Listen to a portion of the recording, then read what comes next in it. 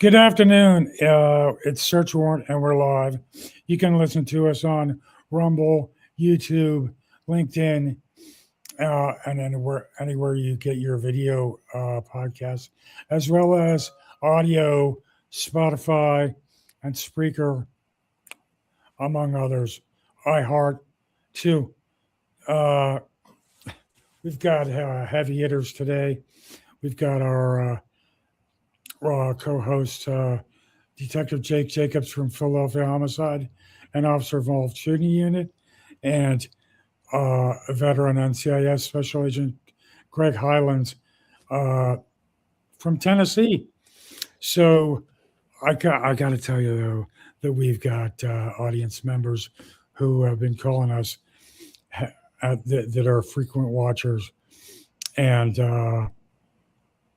have said we now refer to them as LL Cool J, and as opposed to Jake, and from Kaylin, as opposed to Greg, because of the NCIS LA show. So they must watch that early in the morning. They were telling me that several of them watched it early in the morning when they first get up in the morning, and they hit NCIS hits them in the face. Hopefully, we're hitting you face this afternoon with breaking news. We've got two very respected, highly qualified investigative reporters in Frank Parlato and Ralph Cipriano with us today to break some important news that you've probably been waiting for several years, decades actually, for the justice to reach the water, the head of the water, where you can see justice from a distance. So, Bill, can you bring Ralph up? Ralph, can you hear us? Yes.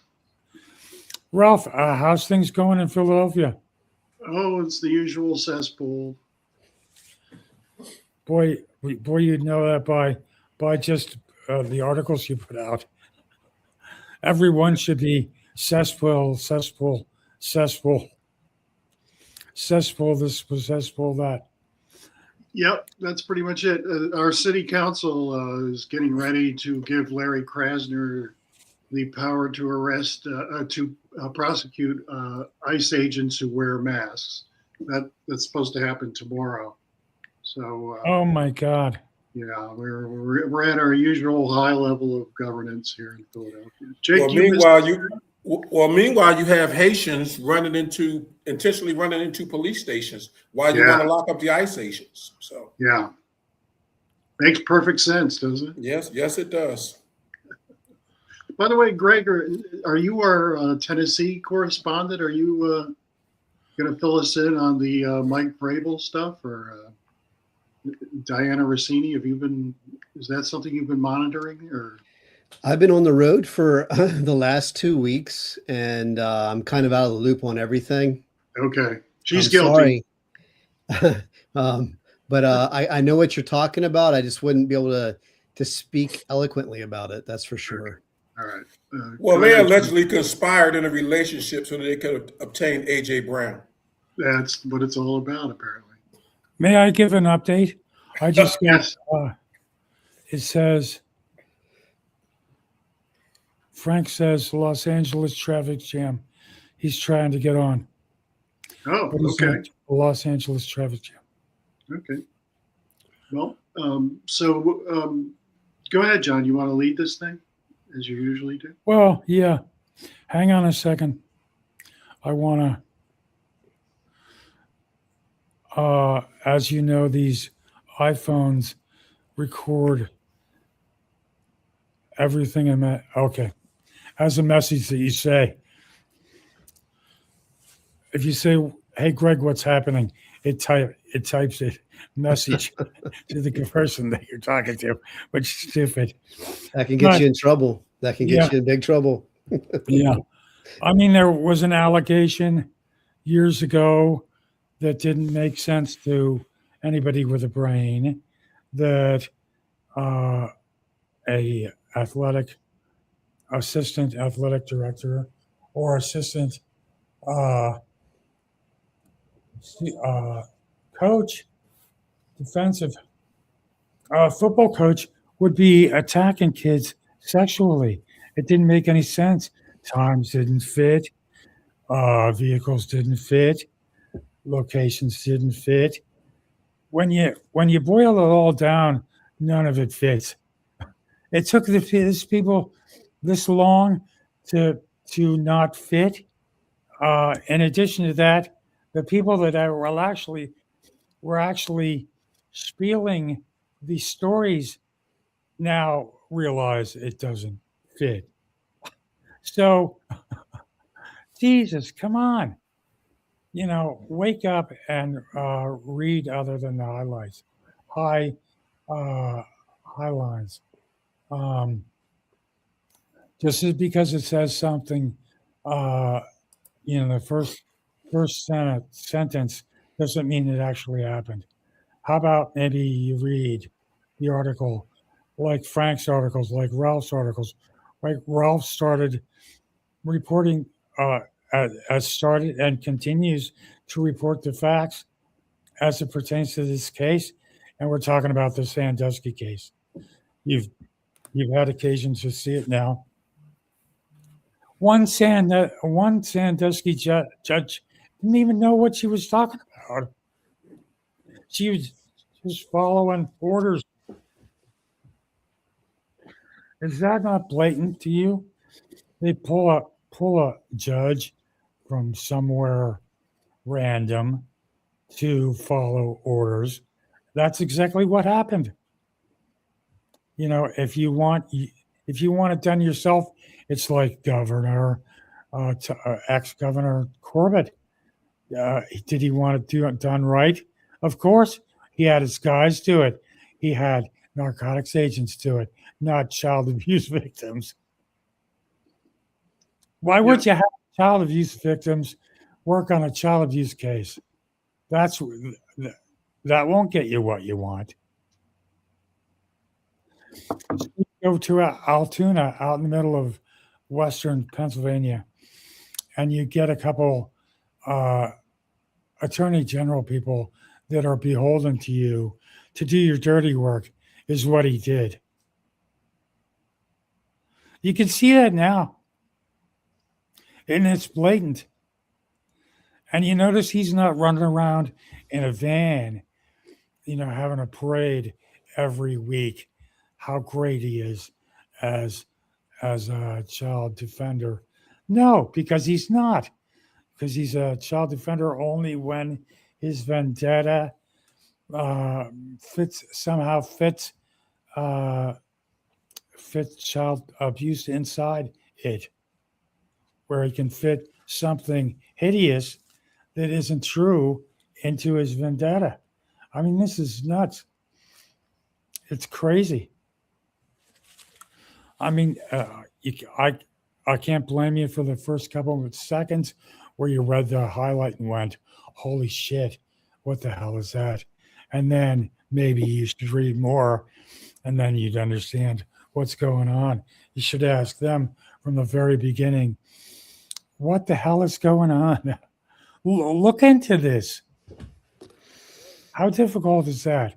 How difficult is it to say, look further into this, just like Frank and just like Ralph, as opposed to people that have let it go down let innocent people be injured as a result of fictitious lies relative to a single part. Well, we got four people, right? We've got Jerry Sandusky. We've got the administrators. We've got Tim Curley, Graham Spanier, who, incidentally, I spoke with before this. He doesn't know what the breaking news is, but he will find out shortly. He will be listening to this, real time. I'd like to get your impression as to how he's going to take it. I mean, so far we've got somebody that renounces what they said before, After and the we money could ran get out. into that. But I want Ralph and Frank to have the opportunity to announce that. But they've added to it. Is it possible that they've added to the fact that, hey, this has not been accurately recorded, accurately reported? Yes, very much so.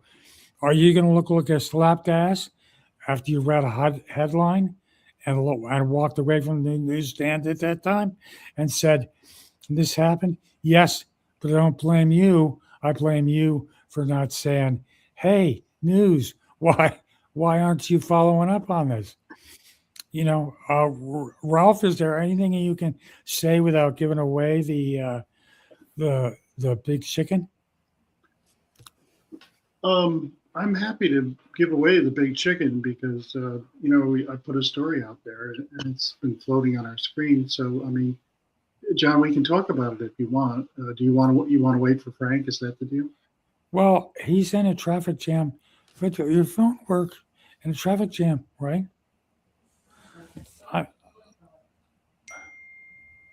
Hang on. Get 5 billion messages. Holy shit. I gotta get him to try anyway. I want him to be at least on the screen when he says, shit, hey, with this happened. Hang on a second. It's worth the wait, believe me. It's worth the wait for everybody on the screen. It's worth the wait everybody that has confidence in Penn State. Prior to that time. So let's see. Let me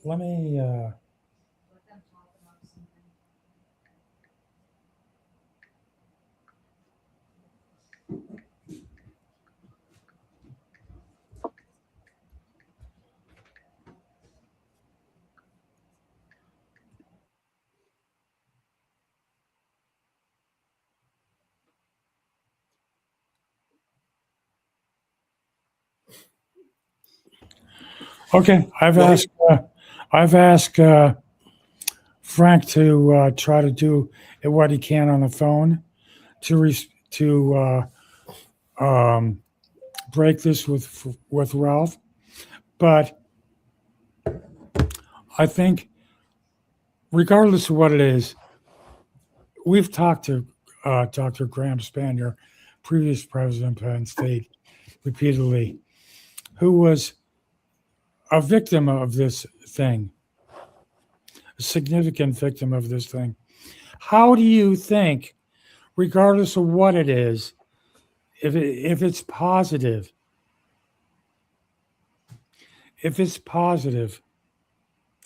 how he will feel? And would he go forward? That's the thing I would ask you. Do you think he would go forward if it's positive? I mean, we'll ask him because we'll have him on next week or the week after next to react. But, how do you think? Do you think he would want to pursue it anyway? Knowing now it's so blatant.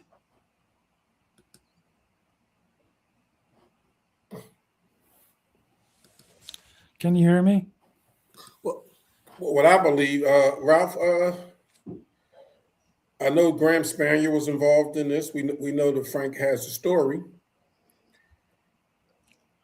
But I guess we would have to wait until after the evidentiary hearing to see how everyone would move forward. Is that correct, Ralph? Yeah, I mean, she's opened the door here. she must have been feeling guilty. It's a complete reversal because she wasn't, they were asking for an evidentiary hearing on like 10 different topics, and she shut them out and said, no, you're not getting anything. It's a waste of time. It's a fishing expedition, and she blew them out. But she forgot to file, according to 907, Rule 907 of the statutes of Pennsylvania, if you're going to deny a party an evidentiary hearing, which is what she did to Jerry Sandusky, you're supposed to let them know. You're supposed to give them a formal notice, and give them 20 days to, file whatever they want to file objecting to it. And she didn't do that. It was a rookie, amateurish mistake. And supposedly, Frank told me that the AG's office, which is looking really bad in this one, they sent her a letter, which they did not put on the public docket, telling her, you're in trouble here because of your procedural errors. You're going to be reversed in an appeals court, most likely. And so that's when she turned around and said, okay, I'm going to give you one evidentiary hearing, but we're going to make it a very narrow hearing. It's going to be about the recantation of testimony by Ryan Rittmeyer, who is known as so that's it. Can you say that again for the benefit of everybody? There's a recantation. Sure. Yes, there's Ryan Rittmeyer, who John, do you remember when we ran the arrest records of all the guys that got paid at Penn State? Mr. Rittmeyer stood out because he had the most arrests. Yes. Yes. He had 17 arrests. And you and I did more vetting and background checking of the Penn State alleged victims than the university did in several years. We just looked up their arrest records, and Mr. Rittmeyer had the dubious distinction of being the leader in arrests and I believe jail time as well. He had 17 arrests over an 8-year period. And, for burglary, for assault, he did some serious time. And anyhow, he was the one who calls up the Penn State or the sex abuse hotline. The AG set up a hotline. There weren't enough people, lining up at the trial to collect the free money at Penn State. They actually put out had a hotline going. And Rittmeyer, a seasoned criminal, 25 years old or 23 years old at the time, he calls in and says he wants to report that he's been abused by Jerry Sandusky. And he reports 2 incidents where, Jerry put his hand on his thigh at a swimming pool. And then when Jerry allegedly picked him up in a silver convertible and drove him around and tried to sexually abuse him. The only problem with that story is, there are people at Penn State in the athletic department who will line up and tell you that the assistant coaches at Penn State never drove silver convertibles. They needed big cars with 4 doors and a big trunk because they were always running to the airports and picking up high school recruits and their families and lots of luggage. So nobody drove a convertible. So everyone who heard that story in the Penn State athletic department knew that Ryan Rittmeyer was lying. Well, as Ryan percolated through the system and he picked up a well-known lawyer as his lawyer, Andy Shubin, and his story started to expand, and it went from 2 incidents to 5 incidents, and then all of a sudden it was happening every 10 minutes. I mean, he tells the grand jury he tells the police one story, tells the grand jury another amplified story, and then when he gets to court at the trial, he's making up even news stories about how he went to the Nittany Mall with Sandusky, and then Sandusky drags him back to his house, and they're supposedly engaging in mutual oral sex. And so the problem was, even know what the Nittany Mall is. That tells me one thing: they know what the Nittany Mall looks like. Oh, I've never been there. Go ahead, John. It's not. It's a glorified kiosk. Can I say that? It's a glorified kiosk. That's all it is. It's not the Vorsk. It's not. Well, It's not um, Ben Franklin. It's nothing like that.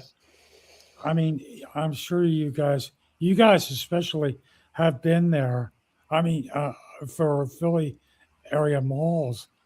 I mean, it appears this place is a casino right now.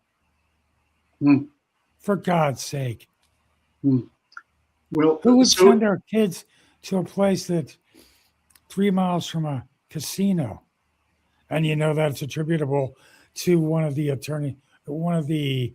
uh, board of trustees that was trying to push this sex thing. yeah. So after Brian Rittmeyer gets through dramatically expanding his story, he collects $5.5 million from the generous brain dead trustees at Penn State. And so after and his ex-wife, well, his estranged wife, soon to be ex-wife, gave Frank Parlato and the defense lawyers, Jerry's defense lawyers, an affidavit. And she said Rittmeyer's take was $3 million after the lawyers took their cut. And after he blew through the money, then he started telling a different story. Now, Frank contacted Ryan in 2024, and he advised him to start telling the truth about what really happened with Sandusky. And that's when Rittmeyer started saying he had been coached by the prosecution and pressured into expanding his story. Yeah. Go ahead, John. So, how to live that long with a lie. I mean, that's crazy. I guess 3 million helps you through it. But yeah, but when you're not getting all 3 million? Yeah, well, he got 3 million out of 5 million. So the greedy lawyers have to get their cut, as we all know.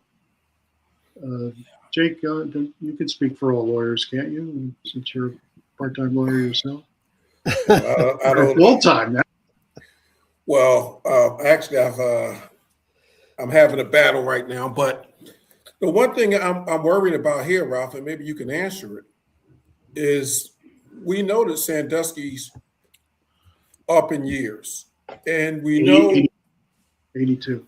Yeah, so he's and all too well. I know you segued to me a little bit as far as these corrupt judges, because that's what I know a little bit more about is corrupt politicians and judges more so than being a lawyer.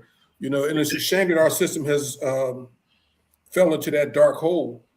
But with Sandusky being so up there in years, and we know what this judge wanted to do, it's obvious, going through all the appellate processes. When is this evidentiary hearing going to take place?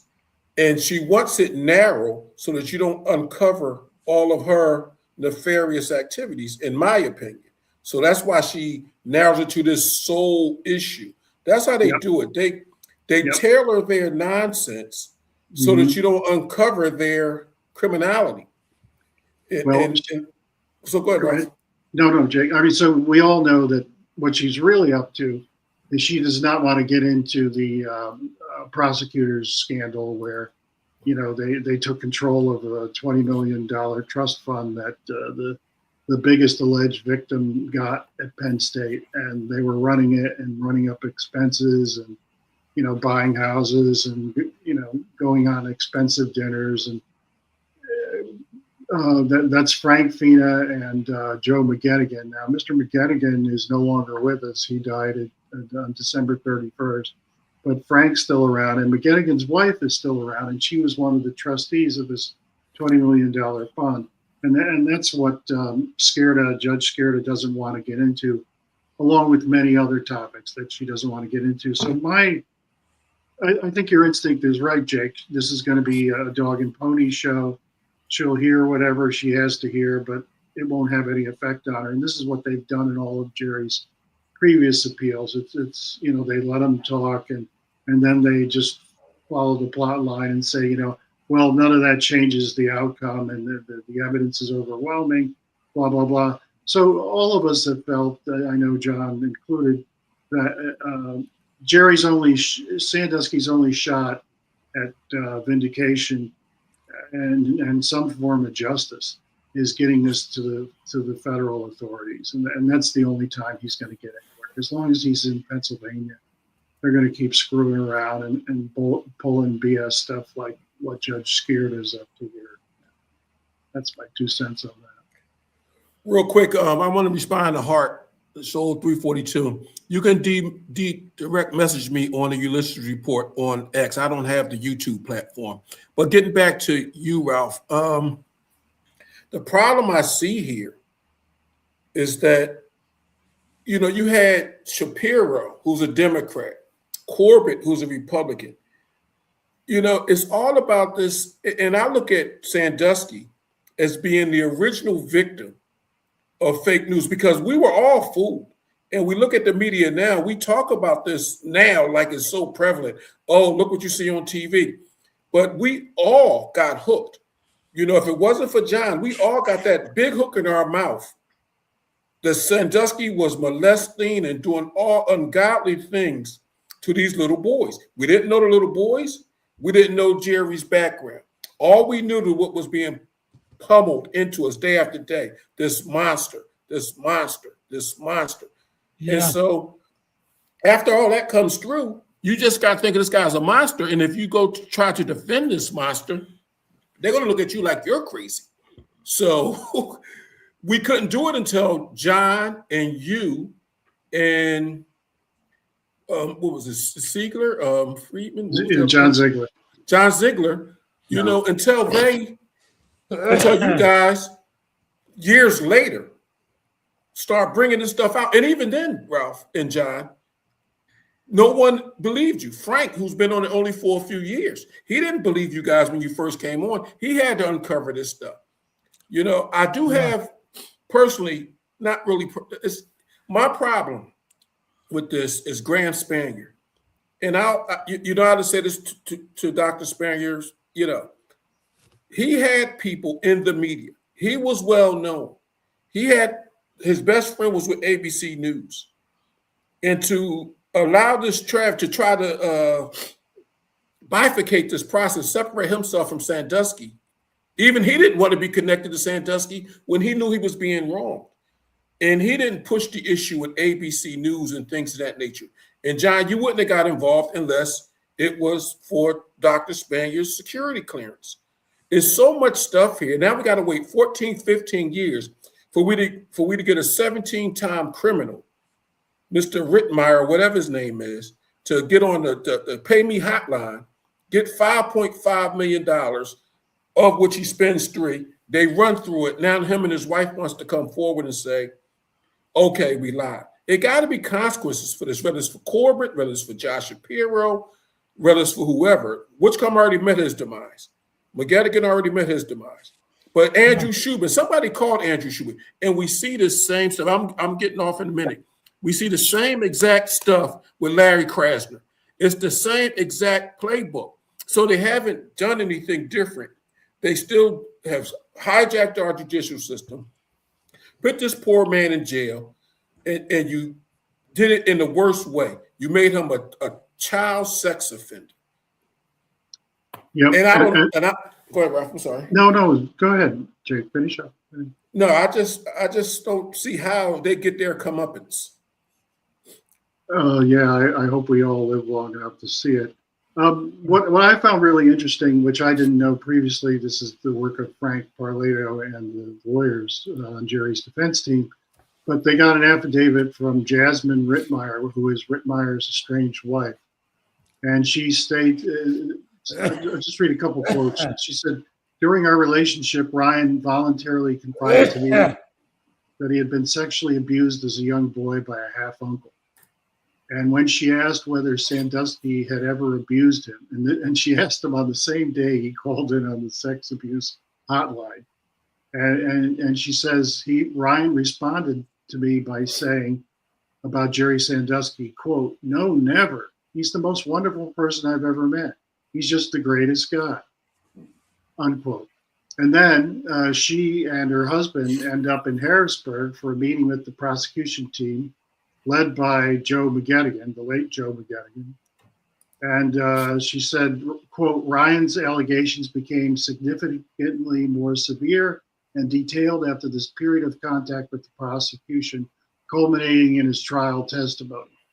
And she says after he got his check for $3 million, quote, the receipt of this money dramatically changed his personality and our marriage. And she states, this is a quote from her, it is my firm belief that Ryan Rittmeyer was never sexually abused by Jerry Sandusky and that his trial testimony was not truthful.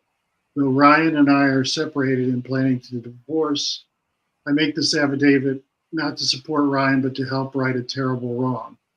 This is all quotes from her. Having studied the Sandusky case and what I now know, I am convinced that Jerry Sandusky is the victim of a grave injustice in which my husband at the time participated. So there you have it. As we all Ralph know. or John, Hmm? can you guys answer me? Because I've obviously Penn State was the cash cow. Have you guys uncovered any evidence that Penn State was knowledgeable of these actions by McGettigan and Feeney and all these other people? John? I'm sorry, go ahead. I'm sorry, I missed that. Have you ever uncovered any evidence that Penn State had knowledge of McGettigan's and Feeney's actions while they were making these payouts? Did we uncover anything in it that Penn State knew? Well, I know Ralph and Frank were looking into the paperwork to see if the paperwork was fair and square when it came to them being trustees for him. Ralph, do you remember if there was anything? No. I mean, in a word, no. There was, but the trustees, they knew a lot. I mean, in other words, they knew that the university had decided that they weren't going to contest any of these stories told by the victims. They knew they weren't going to investigate them. They knew they weren't going to vet them. They knew they weren't going to have them deposed by lawyers or investigated by private detectives or questioned by psychiatrists.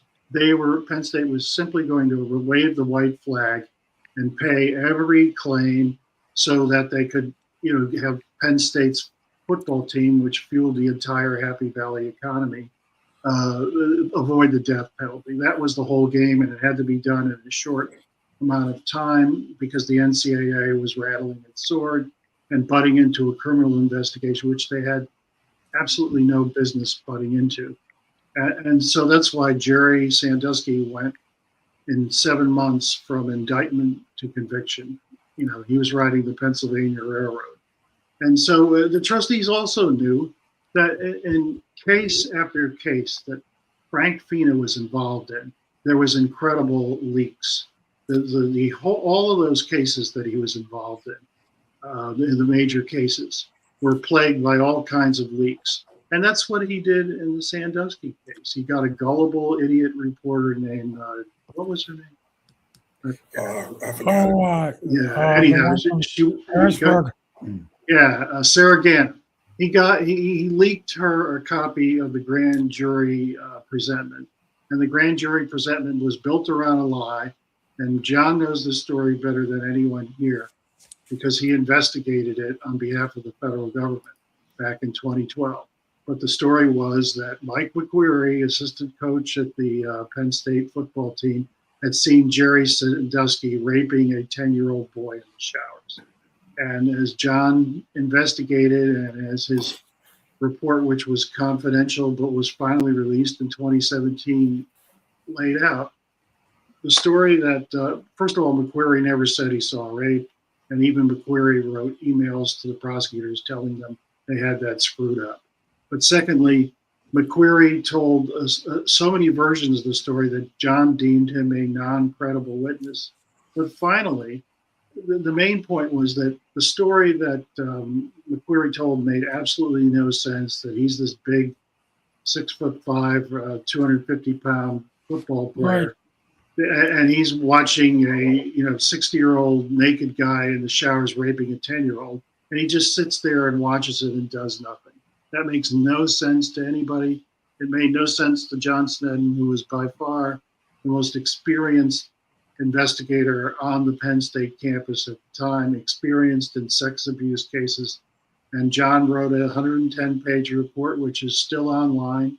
And it said, there was no sex, there was no rape in the showers, and there was no cover-up by Penn State officials because there was no sex crime to cover up. So, in that simple fact and those simple reports, statements from those reports, nobody, the mainstream media in outlet after outlet, the Washington Post, the Philadelphia Inquirer, many others, ABC. I personally gave copies of this report to several reporters, and this has never been published. To this day, no one in America knows unless you read, myself, Parlato, and Ziegler, 3 bloggers. You don't know that there was a federal investigation contemporaneous on the campus at Penn State, and the federal government determined that there was no rape in the showers and there was no cover-up at Penn State. Nobody knows that because of the collective cowardice of the news media and the fact that the sports morons controlled the flow of information. This was a sports story, and idiots like Stephen A. Smith led the way in turning this into a story about Jerry Sandusky into a story about Joe Paterno. And Joe Paterno spent his last months, as everyone who knows him knows, tortured by, just a whole pack of lies. He did absolutely nothing wrong, and he was tortured and went out on his deathbed, all for nothing. It was just a shameful way to treat a guy who, made Penn State, put it on the map. And you guys, John, you can talk to this. Exactly. I mean, interviewing these people, it wasn't like you were pulling teeth from people. People wanted to be interviewed. They were. I interviewed them at 3:00 in the morning. I wish the audience now and anybody that read any headlines from then saw their faces when I showed up their houses. They couldn't believe it. They were in shock, literally in shock. It's like telling somebody that somebody's dead. I mean, would you believe it any more than that? I mean, at 3:00, an agent knocks on your door. You're telling them there's a problem, allegedly a problem, or they know there hasn't been and won't be. That's insane.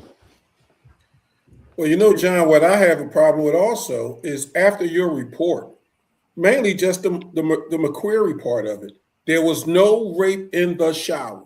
That's in a federal report, a federal investigative report. And the Department of Justice and the FBI, and no one decided. Everyone knew this railroad was going on. And everybody who was involved in it, their status has been elevated. Whether Ralph just mentioned Stephen A. Smith and everyone else. He made money off it. This all started, everyone's careers accelerated. And no one sat back and said, well, hey, John Snedden, this federal investigator that we sent here to do a federal investigation, came back and said that this McQuarrie person either never said there was a rape in the shower or lied about there being a rape or sexual assault in the shower. And these people profited. Penn State paid all these monies. Why? They didn't want it to come out that there was nothing going on. Because let me ask Ralph and Greg, I mean, you have the outcome of a federal investigation that is clearly in the face of another investigation, private investigation. What would be the intended process. Wouldn't they want to wait?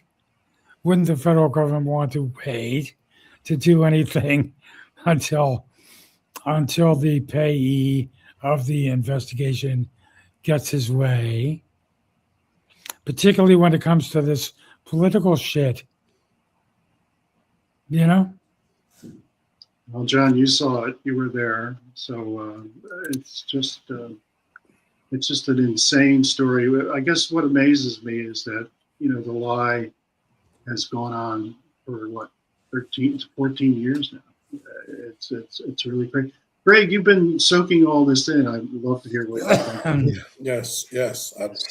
So I've said this before. So just to give you a little quick rundown. In 2011, 2012, I was in the thick of things, and I saw the case on the TV. So right away, when I heard about the shower story with McQuarrie, I was like, well, I'm sorry, I'm just going to say it the way I feel it was at the time, was that guy's guilty and he's probably going to go to jail for a very long time. And that was it. I never thought about it again till about 2 years ago when I started on the show and started working with John and you and Jake, and John started flooding me with lots of historical documents, and I read through all of them and was just kind of blown away. So of the things that I read, a couple things. One is that your listeners do not understand that, I can only maybe just touch on it a little bit, is the national security implications of Penn State, the things that go on at Penn State. There's a huge national security thing going on there. And, I can't even really go into it much more than that. So the fact of this investigation that John's doing, with counterintelligence vulnerabilities of staff members at the university, it's a really big deal. If somebody has these vulnerabilities, and when I'm talking about vulnerabilities, I'm talking about exactly, child molestation, prostitutes, anything like that would be something that a hostile foreign intelligence service could twist somebody into spying for them. So that investigation was pretty huge. So I want to kind of lay that out there, that it's a big deal. Now, secondly, things that I learned from your work, Ralph, and Frank Parlato, and all the podcasts that John had me listen to over the past years, was that there were about 14 title witnesses that testified, and that you guys have gone through this testimony and over the court processes, and you've just kind of grinded out a lot of really important facts that are just really bad inconsistencies with the judicial process. One of which is, I still can't get over the meeting that the judge had with the prosecutors in a hotel that the defense counsels were not privy to, which I believe, and I'm just a shithouse attorney, so I'm not really an attorney. They'd be called ex parte communications, which would be some kind of collusion between the prosecutor and the judge of this case, without having the defense counsel present for those conversations. Other things was is it McGettigan? Yeah. And the other prosecutor who were prosecuting the case, and then they end up being I want to say the manager, but there's a better word for it, so help me out. Trustee. The trustee handling Crook. these large settlements for these alleged 20 million. And back in the day, I was told that there's nothing slicker than a Philadelphia attorney, and so I'm not sure. Watch your mouth, Greg. Nothing, I'm not sure this would fly at the federal level. I'm not sure that would fly. I wouldn't think so. But Pennsylvania, being a native Pennsylvanian, and I love where I came from, I do know that things happen like that I really can't explain why they would happen that way. So then the third part of this is this suppressed memory testimony. Yeah. I got to be honest, in my career, 20 plus years of law enforcement, I've never heard of suppressed memory testimony being considered evidence in a court of law. And I don't even know how to, I talk to people who I care about back in Pennsylvania. And when this subject comes up on the Jerry Sandusky case, immediately people cringe. They don't really want to talk about it. And I think it's important that they understand that there was this big court case and that things just aren't as they seem. And at the very least, it deserves a look at what happened. And I know that you guys know a lot more information that you really can't share with the public because of, all kinds of other issues that might happen if you did share it. But I wish there was a way that we could actually put this out to folks that could see it. Well, we have the it's shocking, Greg, in that regard. You have the preeminent attorney and psychologist. What's his name, Ralph? Chris. Yeah, Chris Barden. Chris Barden. Who has come out with a full-blown report that's easy to understand if you just take the time to read it. Culture of corruption. The culture of right. corruption. The judge threw it in the trash can. It leads right to corruption. Mm-hmm. I wouldn't trust anybody, quite frankly.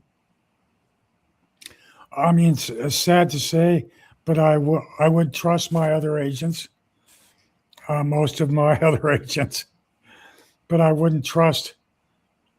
I wouldn't have trust with the Attorney General's office or the Pennsylvania State Police when they're thrown in positions that they have no business being in. Well, that was John or Greg, why didn't the federal government, after your report, John?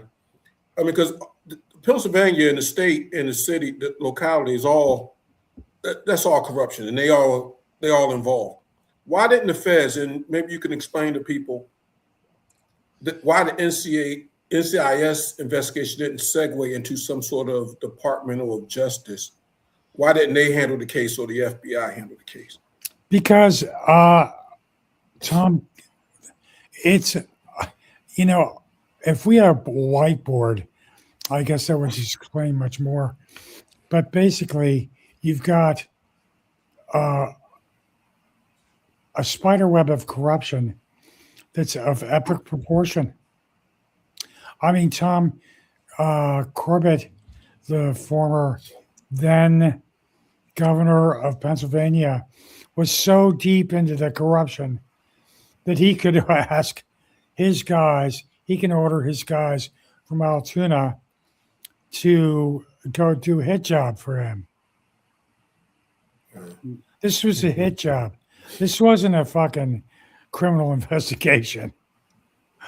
Come on. This is find the evidence to redeem, to back up your allegations versus, find the, the reverse, which is appalling. I mean, your investigation, the information developed during the course of your investigation should be what supports your investigation, not that you start out with a finish. The guy's guilty. This happened. Blah blah blah. No. Let's go back. What actually happened? So was Jerry the low-hanging fruit? Yeah, So, low-hanging fruit. Anybody that answered the phone at the second mile and was looking for some money. how many investigations were going on at the same time? That's one of the questions I would have. Is that you had ours on our scope was the clearances. You were looking for derogatory information on a clearance.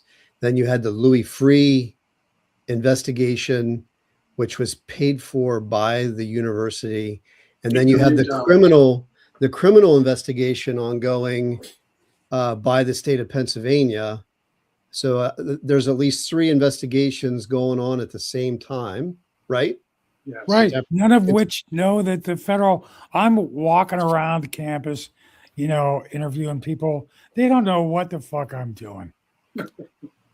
They have no idea what I'm doing. They could say it now, but when I go up to the office, up to a computer office, would have pertinent information, and ask them if they have anything, and they say no, and that why hasn't anybody else been here? That gives you pretty good indication something's gone very wrong. Yeah. And what While you we guys know were now- talking, I wanted to see how many judges were involved in this whole thing. So you had Judge John Cleland, Judge Yeah. John Foradora, Yep. Judge Maureen Skerda. Am I saying that right? Yep. And Judge Yes. Barry He's the one Ralph's Fidel. article is on. Yes. and Judge Barry Fudale. There's Yeah, four- and all of them, except Skerda, had to recuse themselves, or were told to recuse themselves. It's quite a sad thing. And Greg, the other thing is, we now know that the civil investigation being conducted by former FBI Director Louis Freeh was in reality controlled by Frank Fina. Right? We have an FBI agent's diary, decorated FBI agent who was working for Louis Freeh. And she wrote down in her diary, this is one of the pieces of evidence that Judge Skerda refuses to hold an evidentiary hearing about. But she wrote down every time Frank Fina leaked them a document that they weren't supposed to have, grand jury information. They weren't supposed to, they didn't have privileges to know what was going on in the grand jury, but Frank Fina was telling them everything that was going on in the grand jury. And Frank Fina was telling them who they could interview and who they couldn't interview. And he would, they had to wait for his permission. So he was controlling, not only was he controlling the media through Sarah Ganim and his leaks, but he's controlling the civil investigation run by former FBI Director Louis Freeh. So he's in charge. He's the traffic cop. He's the air traffic controller. He knows everything that's going on. And he has knowledge of all 36 claims that are coming through the Penn State trustees. And he knows who's going to get the biggest payout. The guy who gets $20 million, Sebastian Payton. And that's the one that he makes sure that he and McGettigan and McGettigan's wife get a piece of. So the whole thing, all the arrows point to Frank Fina. And as we know, Frank Fina is a thoroughly discredited person in this investigation because he had his law license suspended for a year and a day because he went after Penn State's counsel, who John is very familiar with, Cynthia Baldwin, and he got her. She represented the Penn State president and the other top Penn State officials, and he got her behind closed doors in a grand jury to violate the attorney-client privilege and testify against her own clients, and then not even tell her clients that she had betrayed them. And that's why he got censured. So he is a known offender. There was, we could go on and on about the injustices in this case, as John knows better than I do. There was no pornography found in this case, except on Frank Fina's computer, okay? Jerry Sandusky didn't have any child porn on his computer. There is no physical evidence of any kind that anything happened between Sandusky and any of these kids. And as I always go to the topper, 9 of the 36 people who collected more than $100 million claimed the Sandusky had high-risk sex with them. And to this day, not one of those alleged victims has ever asked that Jerry Sandusky be tested for AIDS or any other disease.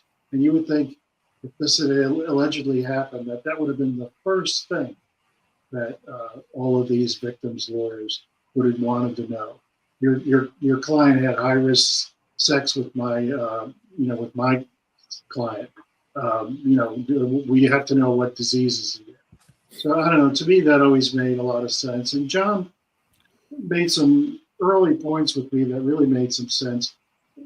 State College is a very small place, and if a guy was doing the kind of box office business that Sandusky was doing, cops like Snedden would have heard about it, and so that was another thing that cut across the brain. Very good point. Yeah, you can't get away with a town like that. That's crazy. You can't do that. No, There's a bookstore. There's a bookstore downtown between Beaver and College where they refused to have anybody speak against the prevailing thought. What? What? You're a bookstore. Are you the place for prevailing? First of all, anybody on the street that would tell you that that actually happened when they said it happened is going along with a slick stick. You know, it's just not possible. Bottom line is, I would love to see the people that were reading those headlines and believing those headlines see the interviewees' faces at 3:00 in the morning when they were being interviewed by somebody that knows what the hell happened. It was crazy. It's a shame you weren't wearing body cam video there, John. Yeah. That would have been entertaining stuff. Oh my God. And for them to, you don't want to be responsible for him to be in jail for that long. He shouldn't be in jail now. This could happen to you. Wake up. Wake up. It could happen to you. You don't want it to happen to you. You don't want it to happen to your brother. You want it to happen to your sister. You want a brother-in-law, sister-in-law. It can, though, if they get an enemy like Tom Corbett, who knows, and who thinks he can get away with it. That's bullshit. Let's teach them that they can't get away with this. And let's use Ralph and Frank to do it. John, we got to wrap this up. Any final thoughts? I did. It's not on topic, but I wanted to. Can you just quickly address Ellen? What's her name? The murder victim? Oh, the one that was alleged stabbed. suicide murder victim in Philadelphia? Yeah. Ellen? Yeah, Ellen Who was Greenberg. stabbed 22 times? Yeah, that was her Greenberg? lawyer was her Greenberg? family's Larry Krasner was the private lawyer. Yeah. Yeah, he was the client. Yeah. I mean, he represented him. That has come out, as has the commercials for Philly Boy, which are embarrassing. I think. So we're talking about the Ellen Greenberg murder. Yes. Yeah. Yes. Well, right now they're still undetermined. But that case is being investigated now by the feds. From my understanding, the feds just picked up the investigation God, I into hope the so. So then we need to say that she was was ruled a suicide with 22 stab wounds, to include back. to include many in the back. I mean, that's pretty incredible, right? Oh Well, my that's what Osborne. Well, I don't know if he said suicide, homicide, suicide. Now, I don't. He went so many different ways back. Yes, it's not death by natural causes, though. Yes. Yeah, she didn't. What lay on the hell's couch. going on in Philadelphia, Jake? Well, that's and plus Bad things happen in Philadelphia, Greg. Well, not to mention, Fina and McGettigan was known to be slime balls in the law enforcement legal community long before Sandusky. So, and Krasner is involved in this Greenberg matter. So Oh, he yeah. just milked Definitely. them dry. Definitely. Okay, so So that tells you all you need to know. Fina, Krasner, McGettigan, Philly, Pennsylvania, Corbett, Shapiro. Any other names? Corruption. I'm sure there are other names we don't know about yet. Yet. I say yet. So do we We do got the a wrap, announcement? John. But listen, guys, do I the really announcement? appreciate you taking the time to be with us. I'm hoping that Frank will get out of a traffic jam in LA.